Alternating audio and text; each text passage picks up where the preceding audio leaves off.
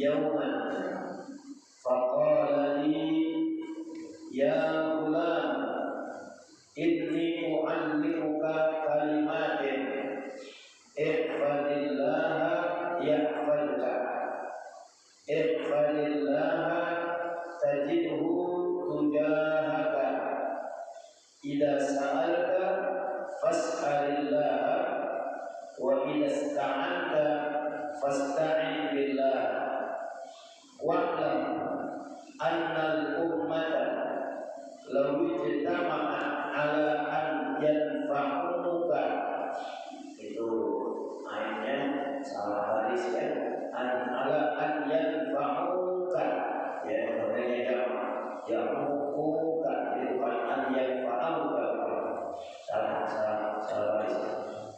Wa'lam anna al-ummata law ijtama'at ala an yanfa'uka bi syai'in lam yanfa'uka illa bi syai'in qad katabahu Allahu laka wa in ijtama'u ala an yadurruka bi syai'in lam yadurruka illa bi syai'in qad katabahu Allahu 'alaika rufi'atil aqlam wa jaffatis suhuf rawahu Tirmidzi wa qala haditsun hasanun sahih.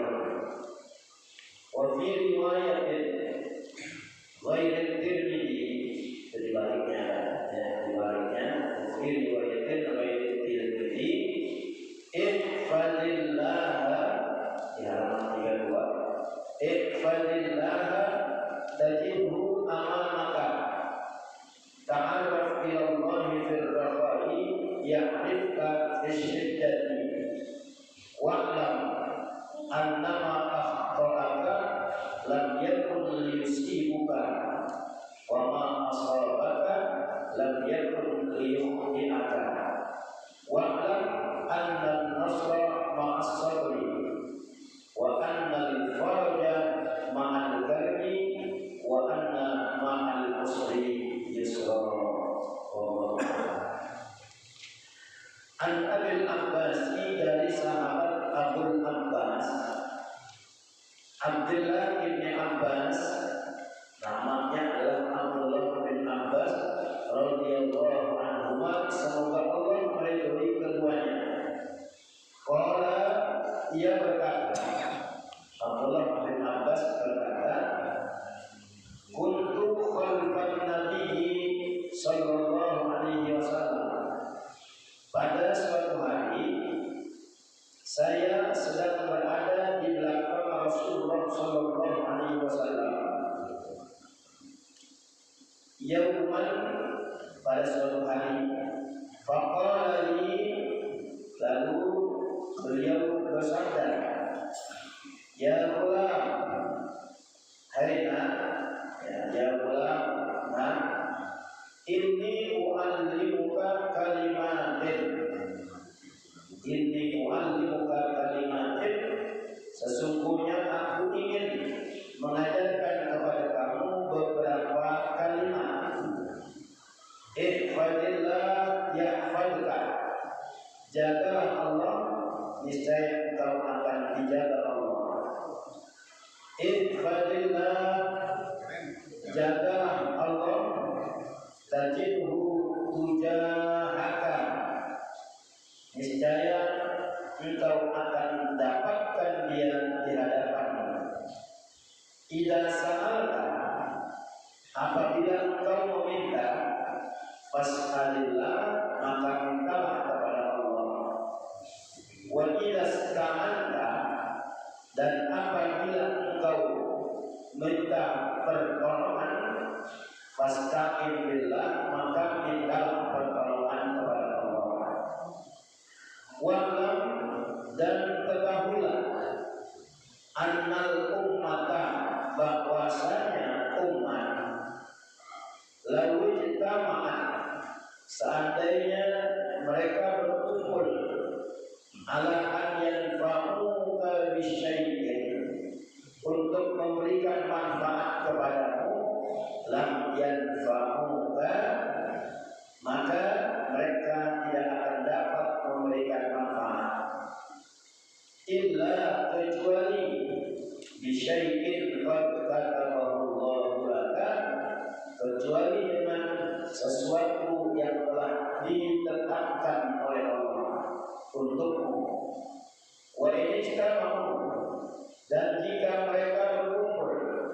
jika suatu bangsa, suatu umat berkumpul ala an yadurruka untuk mencelakakanmu, membahayakanmu bisyai'in dengan sesuatu, lam yadurruka niscaya mereka tidak bisa membahayakanmu illa kecuali bisyai'in dengan sesuatu qad katabahullahu 'alaika yang telah ditetapkan untukmu, yang telah Allah tetapkan untukmu. Rufi'atil aqlam, pena telah diangkat, wa jaffatis suhuf, dan ya tinta telah membaik. Rawahu Tirmidzi, diriwayatkan oleh Imam Tirmidzi, wa qala, dan katanya haditsun hasanun sahih, hadis ini derajatnya hasan dan sahih. Wa fi riwayat Tirmidzi, dan di dalam riwayat Imam At-Tirmidzi, selain dari Imam Tirmidzi, ya ada lagi riwayat lain. Wa fi riwayat, dan di dalam satu riwayat ghairi Tirmidzi, selain Imam Tirmidzi, ya, bunyinya ihfadillah, jagalah Allah, tajidhu amamaka, maka engkau akan dapatkan dia di hadapanmu. Ta'arraf ilallahi fil raha, kenalilah Allah ketika engkau senang. Ya'rifka fisyiddati, niscaya dia akan mengenalimu jika engkau susah. Wa'lam, dan ketahuilah, anna ma'akhfa'aka lam yakun liyusibuka, apa-apa yang tidak mengenai engkau dan apa-apa yang tidak mengenai engkau, ya, maka tidak akan mengenaimu. Wa ma asabaka lam yakun liyukhti'aka, dan apa-apa yang mengenai engkau tidak akan menyimpang daripadamu. Wa'lam, dan ketahuilah, anna nasra ma'as sabri, sesungguhnya kemenangan itu ada bersama kesabaran. Wa annal faraja, dan kesenangan itu ada ma'al karbi, bersama kesusahan. Wa anna ma'al usri yusra, dan beserta kesulitan itu ada kemudahan. Wallahu a'lam bishawab. Yang hadis ke-19 ini menjelaskan tentang takdir. Ya, sahabat Abul Abbas itu kunyah, namanya adalah Abdullah bin Abbas. Jadi ini kalau kunyahnya Abul Abbas, bapaknya Abbas. Ternyata Abdullah punya anak namanya Abbas. Ya, kakeknya Abbas juga. Memang kalau orang Arab kayak gitu, ya, orang Arab, orang Habaib itu kalau punya anak, ya, dia ngambil nama anak dari nama kakek-kakeknya. Ya, ini contohnya. Abbas kan paman Nabi, punya anak namanya Abdullah. Abdullah punya anak namanya Abbas. Nah, makanya mendapatkan kunyah Abul Abbas. Ya, Abul Abbas. Namanya adalah Abdullah. Ya, seperti yang pernah saya jelaskan, di antara sahabat-sahabat Nabi itu ada yang punya nama Abdullah, tapi nama Abdullahnya jarang disebut. Ya, jarang disebut. Seperti contohnya Abdullah bin Umar. Dan kalau di hadis Ali bin Umar, Abdullah jarang disebut. Ya, Abdullah bin Mas'ud, Abdullah jarang disebut, disebutnya Ali bin Mas'ud. Ya, kemudian Abdullah bin Amr al-As, ya, disebutnya Ali bin Amr al-As. Ya, Abdullah jarang disebut. Ya, kemudian Ali bin Umar ibn Khattab radhiyallahu anhu, Abdullahnya jarang disebut. Ya, itu namanya jarang disebut, kunyahnya saja. Abdul Abbas, ya, Abdullah bin Abbas radhiyallahu anhu. Radhiyallahu anhu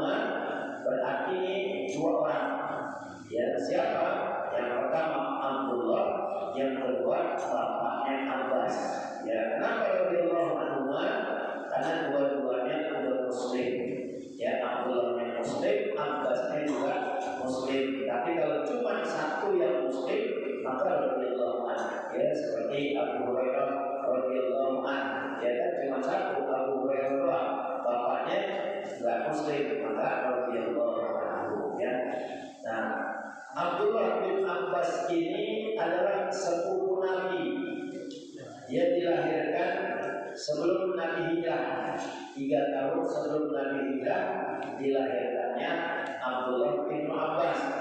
Ya, nah pada saat itu Nabi dan para sahabat-sahabatnya itu dalam keadaan dikepung oleh orang-orang kafir Quraisy, orang-orang Quraisy. Nabi dikepung di Syi'ib, tidak bisa kemana-mana. Ya, ada satu perjanjian, ada satu peringatan buat Nabi dan pengikut-pengikutnya yang digantungkan di Ka'bah,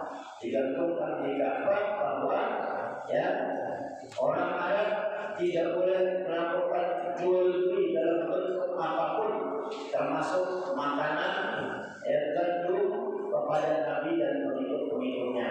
Jadi istilahnya di embargo ekonomi. Nah itu selama Nabi berada di sini, ya kemudian begitu mereka tokoh-tokoh Arab ini melihat kasihan, walau bagaimanapun Muhammad dan pengikutnya itu adalah masih kerabat kita.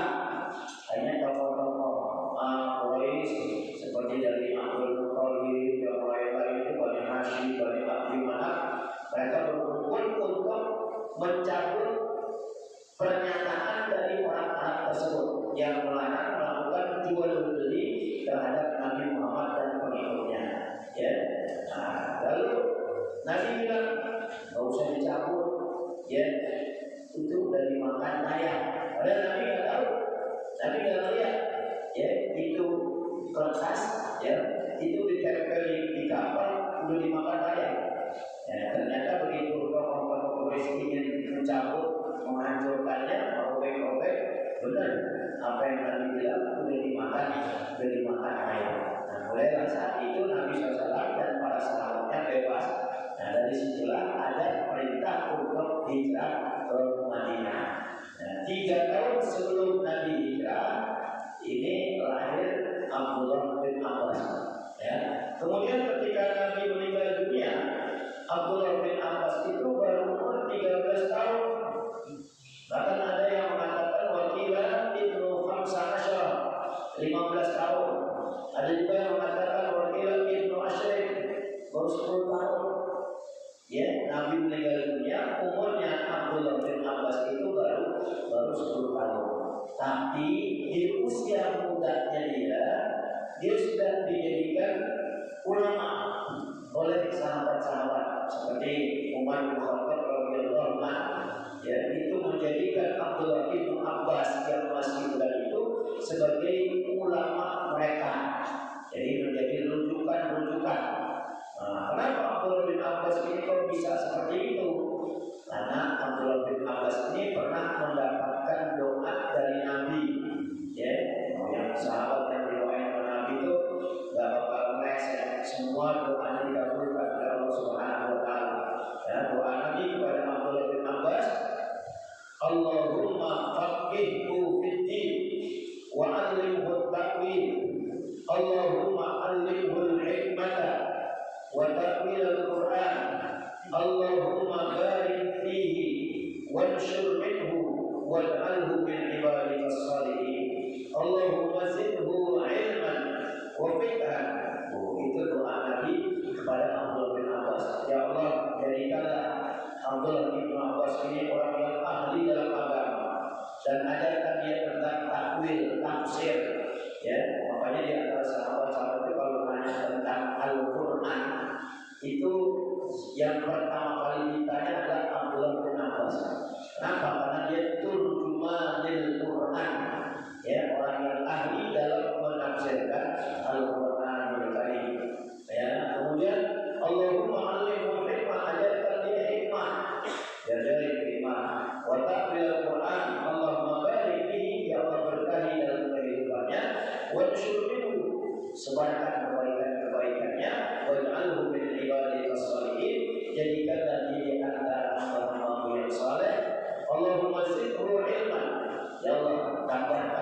ilmu kepada Abdullah bin Abbas, wafiqan dan pemahaman. Jadi dari doa Nabi ini, Abdullah bin Abbas ini menjadi orang yang alim, orang yang faqih, ya, orang yang faqih. Jadi di usia mudanya ya sahabat-sahabat sudah menjadikan dia ulama buat mereka semua. Itu kemuliaan Abdullah bin Abbas. Nah, ini doa sering dibaca oleh guru-guru kita, ulama-ulama kita di saat mentahnik. Kalau anak baru lahir di akekahin, itu dulu kan kita sering minta tolong sama kiai-kiai, kalau nama kiai Ahmad Junaidi, kita ditahnik hormat, ya, dianjurin, diisap-isap. Nah, kemudian setelah diisap diambil, dimasukin ke mulut ditubani sambil doa Allahumma ij'alhu, ya, Allahumma faqihu fiddin wa alimhu ta'wil. Segitu doang doanya. Kalau ini kan Nabi panjang kan, segitu itu cukup. Allahumma faqihu fiddin wa alimhu ta'wil. Atau kalau nggak pakai kurma, pakai madu, ya, pakai madu.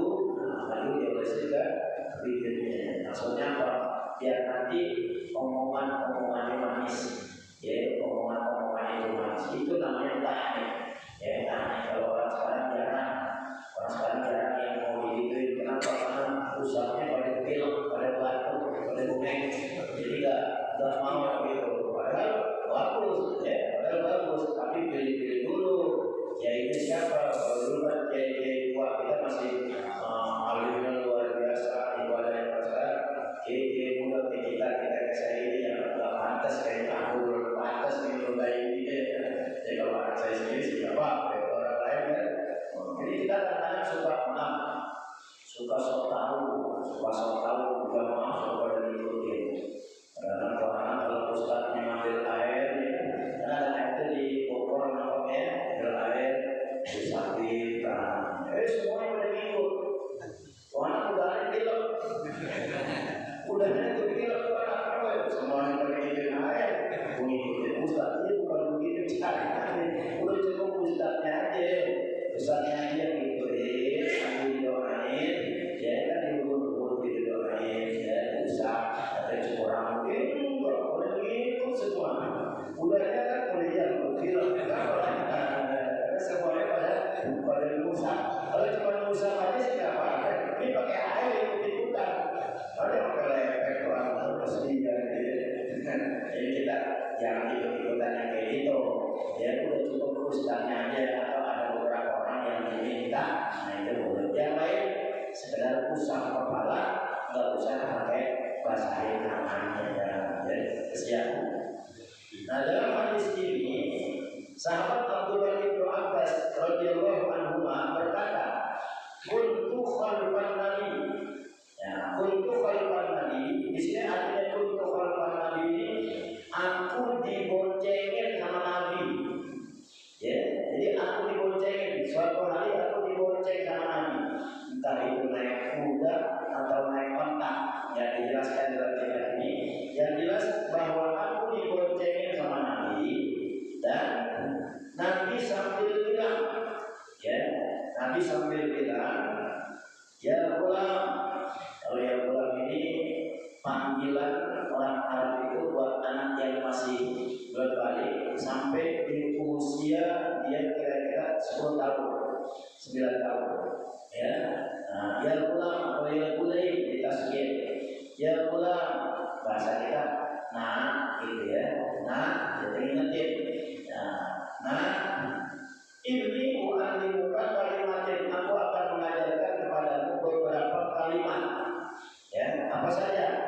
Yang pertama, ihfadillah yahfadka. Jagalah Allah, maka engkau akan dijaga oleh Allah. Bagaimana cara menjaga Allah Subhanahu wa taala? Ada yang bilang Masya Allah dijaga sih. Justru bukan Allah yang menjaga kita. Betul, Allah lah yang menjaga kita. Tapi yang dimaksud dengan ihfadillah, jagalah Allah.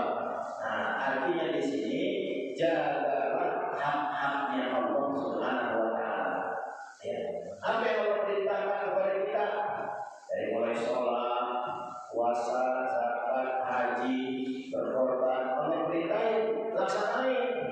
jaga itu sholat kita, ya jangan asal-asalan sholat, ya ibadah haji juga begitu, jangan asal-asalan, jangan hanya yang penting udah selesai haji pulang dipanggil haji, jangan. Artinya menjaga hak-hak Allah Subhanahu wa taala dengan baik, dari mulai bersuci, ya toharohnya dijaga dengan baik, kemudian juga sholatnya dijaga dengan baik, kemudian menjaga anggota badannya dari mulai kepala dan perut itu dijaga. Dua yang paling penting, kepala sama perut, ya. Kenapa? Karena di kepala ini ada apa? Ada mata, ya, pandangan dijaga, kemudian ada telinga, pendengaran dijaga, kemudian ada mulut, lisan dijaga. Nah, kemudian juga jaga lagi apa? Perut. Nah, jaga perut, jangan sampai masuk makanan-makanan yang haram. Nah, ini perlu dijaga. Nah, itu yang dimaksud dengan ihfadillah yahfadka, jagalah Allah, maka engkau akan dijaga oleh Allah Subhanahu wa taala, ya. Kalau jaga pakai bahasa, ya jangan jaga Allah, caranya di mana jaga Allah? Kita punya kambing, kita bisa jaga, ya. Kita bikin kandang atau kita ikat, jaga kemana-mana, itu kan logika kita. Tapi untuk Allah bagaimana caranya? Justru Allah yang menjaga kita. Allah akan menjaga kita kalau kita menjaga hak-haknya Allah Subhanahu wa taala. Ya. Nah, kalau di Quran kan ada intan surullah yansurkum. Jika kamu menolong Allah, maka Allah menolong kamu. Ya, bagaimana caranya kita menolong Allah? Kan gitu. Nah, caranya menolong Allah Subhanahu wa taala adalah menolong agama Allah. Menolong agama Allah, menyebarkannya, kemudian menolong juga ya orang-orang yang lemah, menolong orang-orang yang membutuhkan bantuan kita. Nah, itu yang dimaksud dengan menolong Allah Subhanahu wa taala. Jika kamu menolong Allah, yang surga, maka Allah pun akan menolong kamu. Gitu. Nah, kemudian yang ketiga, Allah akan menjagamu.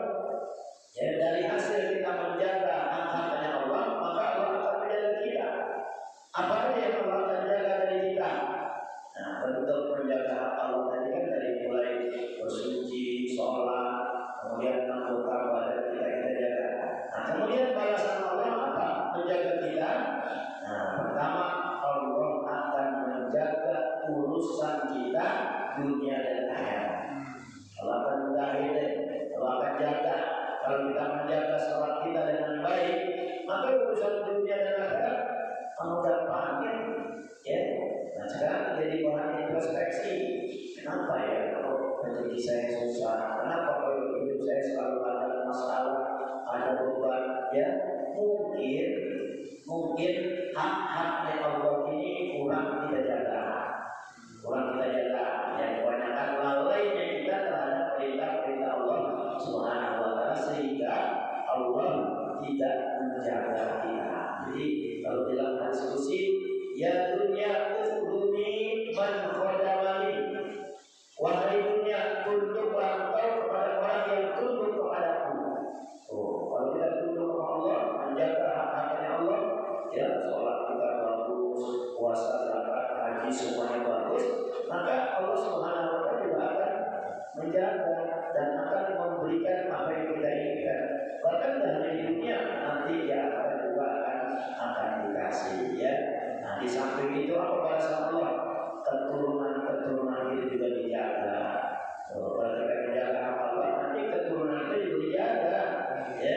Apalagi iman dan Islam kita juga akan dijaga, ya. Makanya selalu ingat, ya, selalu jaga Allah Subhanahu wa taala. Allah berfirman, innallaha ma'al ladzina taqaw wal ladzina hum muhsinun. Sesungguhnya Allah bersama orang-orang yang bertakwa dan orang-orang yang berbuat baik.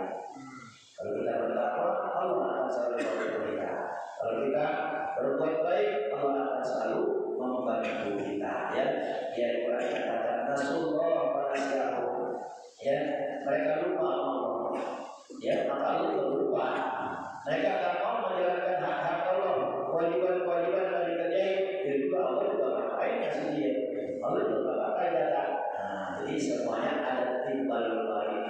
kita melakukan kebaikan-kebaikan, Allah akan membalas. Ya, baik. Ihfadillah tajidhu tujahaka. Jagalah Allah, niscaya engkau akan dapatkan dia di hadapanmu. Di hadapanmu itu bukan kayak langsung kayak orang gitu di hadapan kita, bukan. Allah jangan diartikan seperti itu.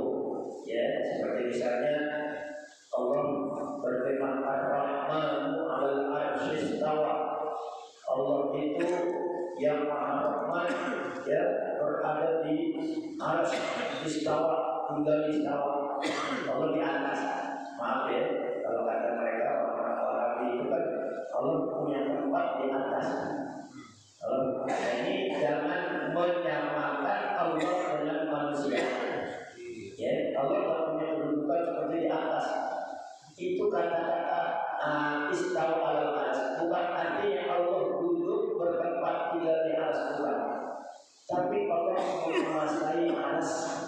Gitu artinya tuh, ya, kalau orang Muslim ya, itu mengartikan Allah itu menguasai arsy. Ya, kayak sekarang kalau kita bilang, wah, bulan sekarang sudah duduk jadi di kursi DPR. Jadi kursi DPR banyak. Yang dimaksud di situ siapa? Menguasai DPR. Mahasiswa sudah menduduki DPR. Ya, ngapain duduk di bawah? Tapi di situ kan bukan diartikan menduduki DPR, menguasai DPR. Begitu. Jadi jangan begini. Mujassimah itu artinya menyamakan Allah dengan manusia. Seperti misalnya Yadullah fawqa aydihim, tangan Allah itu berada di atas tangan-tangan mereka. Apa Allah punya tangan kayak kita? Enggak. Jangan diartikan begitu. Kafir kita kalau menyamakan Allah dengan manusia. Allah adalah arsy istawa, Allah bertempat di langit di atas. Itu kafir kita. Tidak boleh dengan Allah bertempat Allah di mana aja. Itu keyakinan kita, ya. Jadi jangan mengatakan seperti itu. Kalau mahasiswa telah menduduki DPR, itu artinya bukan kursinya kan? Dia kan dulu kalau misalnya bangku di atas, dia diri di atas bangku, kan gitu, di atas meja malah dia diri di bawah mahasiswa. Itu artinya bukan menduduki, tapi artinya menguasai, gitu ya. Jadi tafsiran seperti ini jangan bikin kerok iman kita, kan? Ya, iman kita salah, sesat, kita jadi kafir, kan? Ya. Nah, jadi ifadillah tadi Allah, jagalah Allah, maka kau akan mendapatkan Allah di hadapanmu. Bukan Allah di hadapan kita, bukan. Artinya apa yang kita inginkan dengan kita menjaga Allah, Allah akan dapatkan, ya, gampang. Ila sa'ala fas'alillah. Apabila kau meminta, mintalah sama Allah. Jangan sama yang lain, minta yang Allah, karena Dia yang punya semuanya. Wa ila sta'anta fasta'in billah. Jika kau minta pertolongan, minta pertolongan kepada Allah. Wa'lam, dan ketahuilah annal ummata law ijtama'at ala an yanfa'uka bi syai'in lan yanfa'uka illa bi syai'in qad katabahu Allah. Ketahuilah, andaikan umat atau suatu bangsa berkumpul ingin memberikan manfaat, memberikan kebaikan buat kamu, ya, bisa jadi itu nggak terjadi kecuali sesuatu yang telah Allah tentukan buat kita, ya. Misalnya ini kumpul semuanya mau ngasih sesuatu, misalnya kalau mau ngasih sesuatu buat masjid atau musola al-Quran, ngasih sapi buat korban, udah kumpul semua, ya. Tapi kalau takdir Allah itu sapi nggak dikasih di sini, dia pindah ke tempat lain. Ya, yang biasanya ngasih sapi di sini, sekarang pindah al-Barakah misalnya, nggak jadi di sini. Dan kalau takdir Allah, kita bilang apa misalnya? Oh, lalu dia di sini udah bertahan di sini, ya. Padahal semua orang udah pada bilang sama dia, udah kesini aja, ya.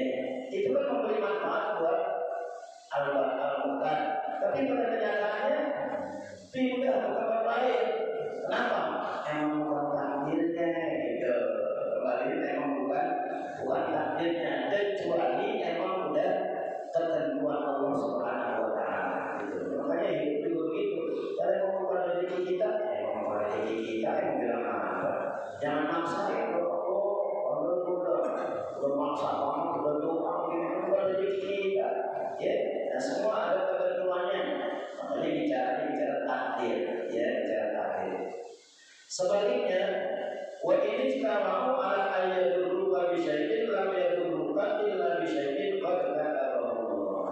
Seandainya manusia, ya satu bangsa, umat itu berkumpul untuk mencelakai engkau, tapi bisa jadi tidak terjadi.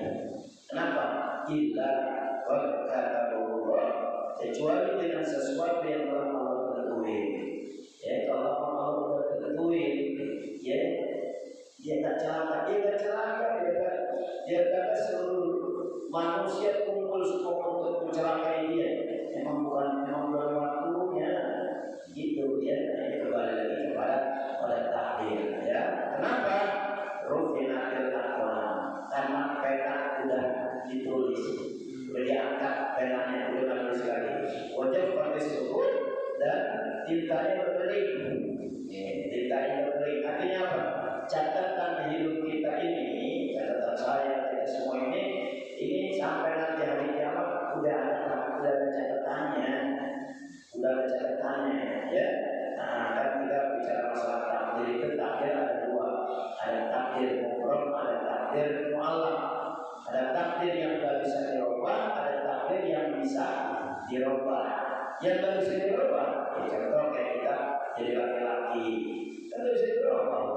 Kalau kita tertanya dari semua begitu, ya, tidak bisa dirubah. Yang perempuan tidak bisa dirubah, jadi laki-laki. Mau gambar duanya kayak gitu, ya. Tapi ada takdir yang bisa dirubah, yang kita tak tahu bagaimana nasib kita ke depan, tidak tahu. Nah, maka perlu adanya ikhtiar, perlu adanya proses ikhtiar, kerja keras.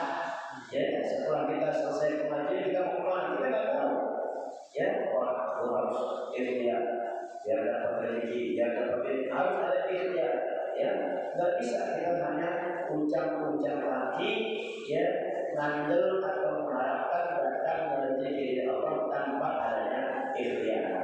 Walaupun Allah Maha Rahman, Allah Maha Pengasih, ya, sifat rahman Allah itu menyeluruh.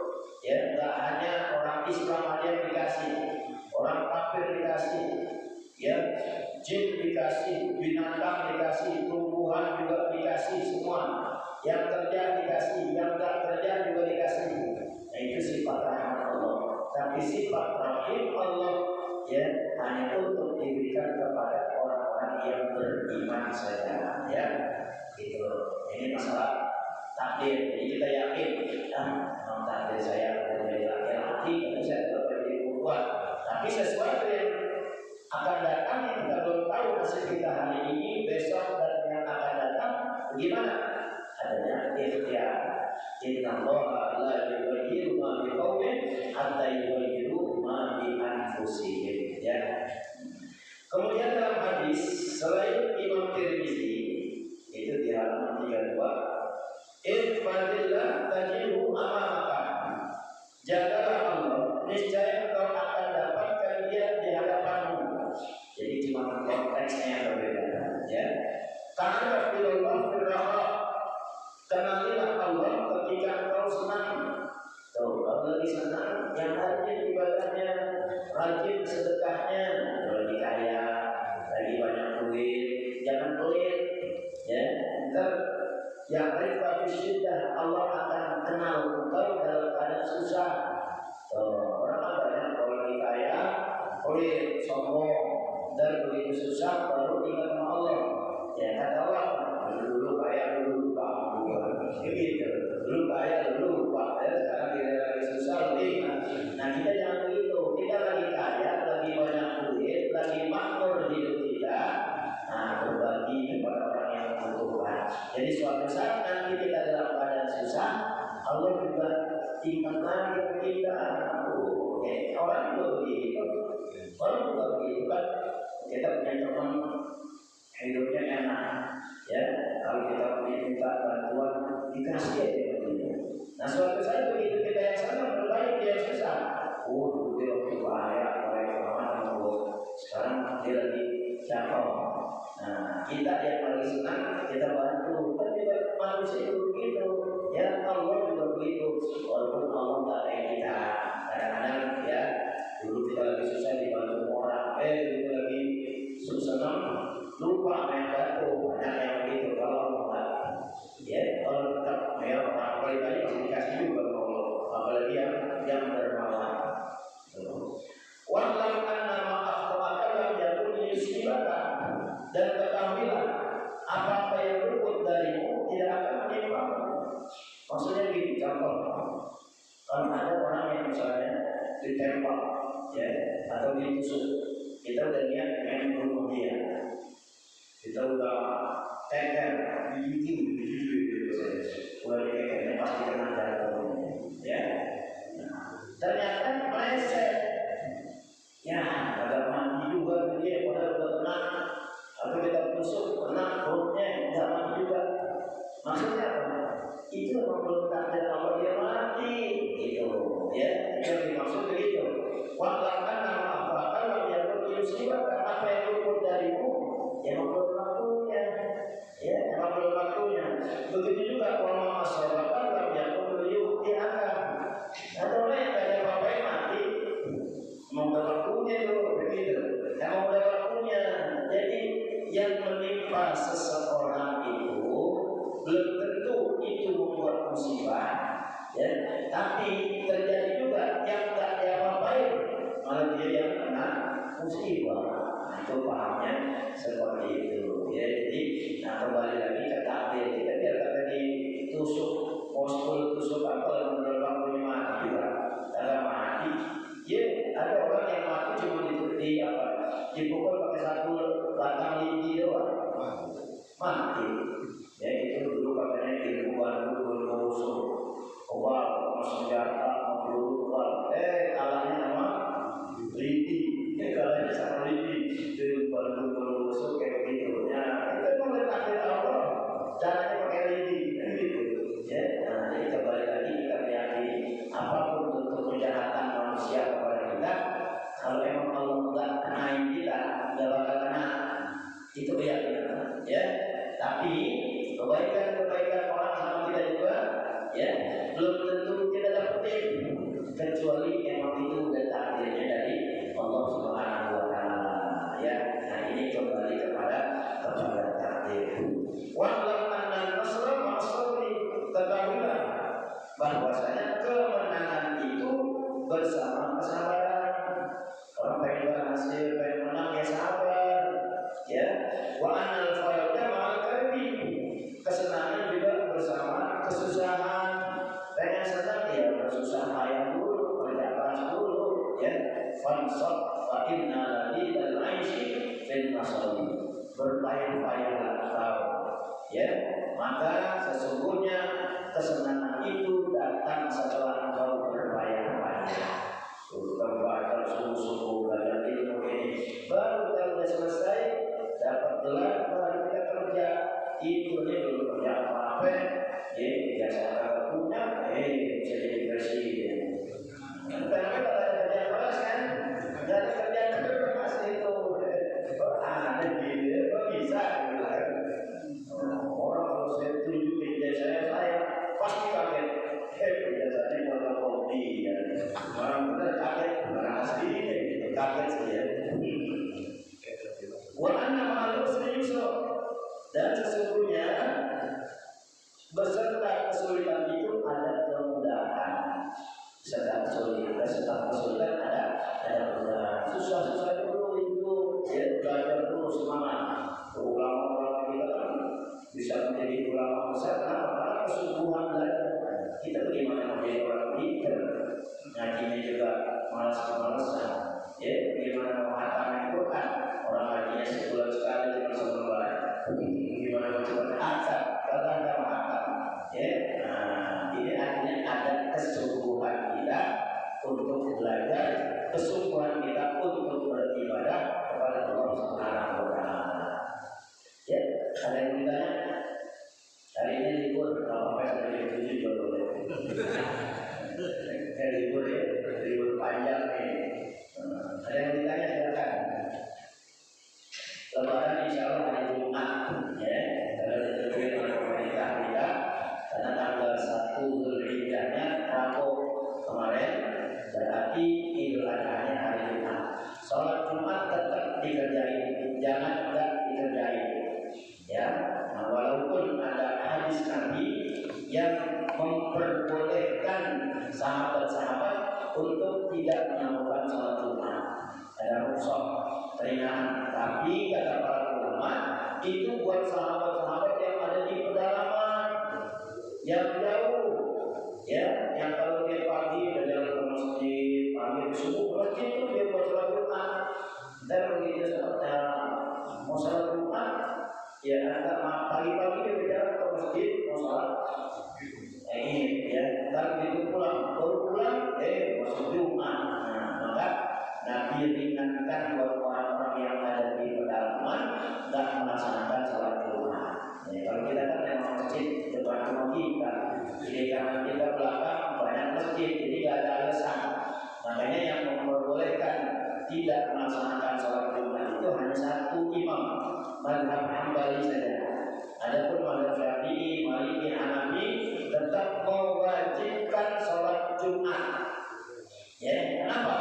Pertama alasannya Al-Quran. Ya ayyuhalladzina amanu idza nudiya lis-sholati min yaumil jumu'ati fas'au ila dzikrillah wa dzul bait. Nah, ini dalil tentang wajibnya sholat Jumat. Yang kedua, ya kenapa mazhab Syafi'i, Maliki, Hanafi mewajibkan? Karena yang sunnah tidak bisa menggugurkan yang wajib. Nah, sholat Idul Fitri ada wajib sunnah. Sunnah.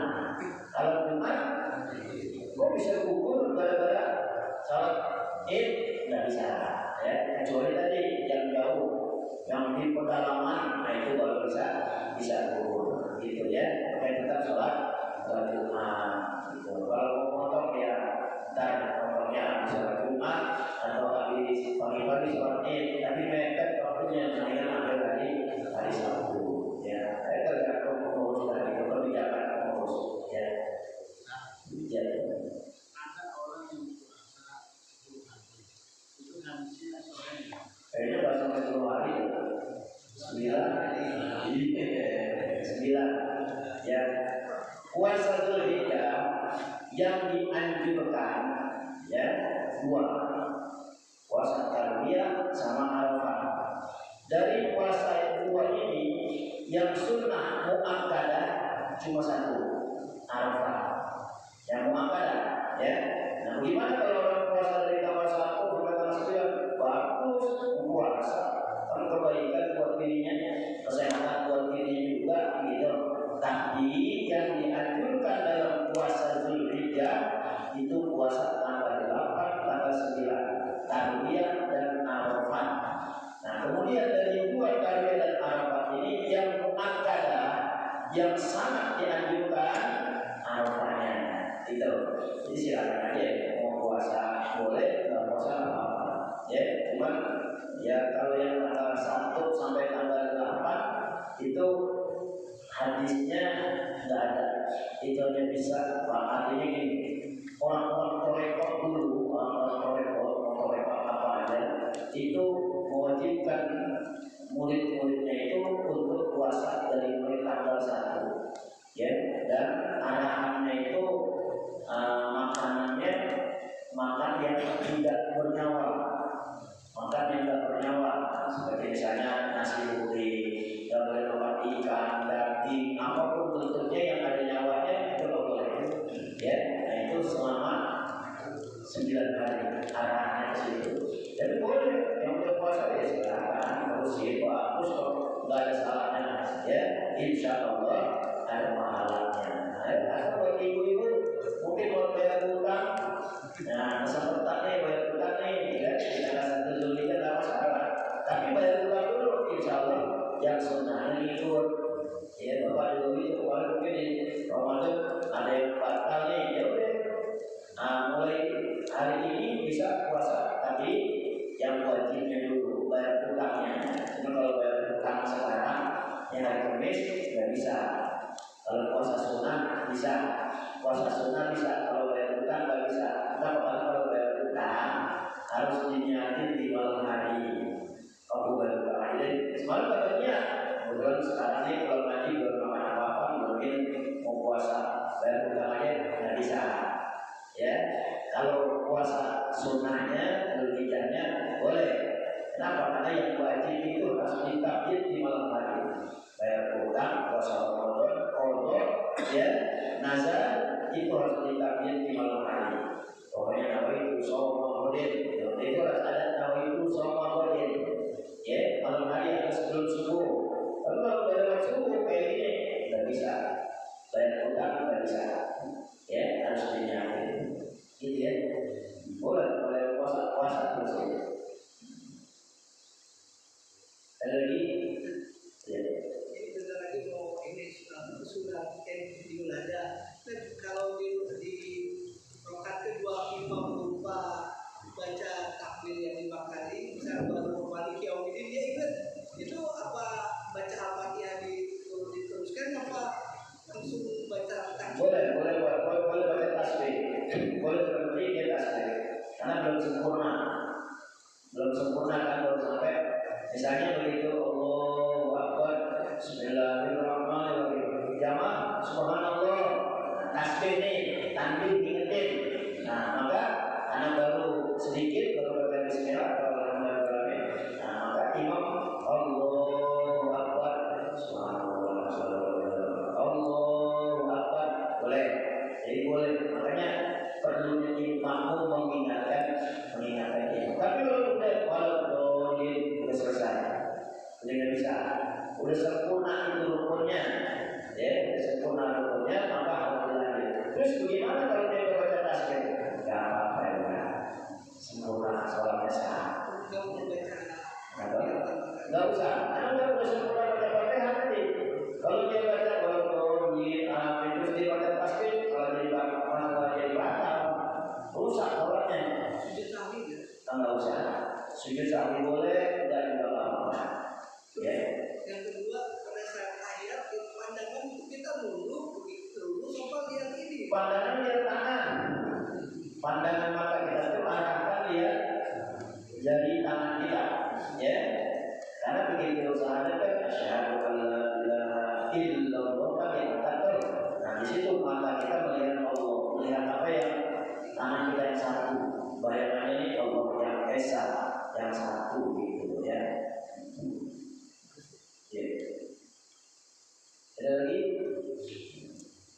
Baik, kalau tidak ada, saya cukupkan sampai sini. Sampai itu juga ya.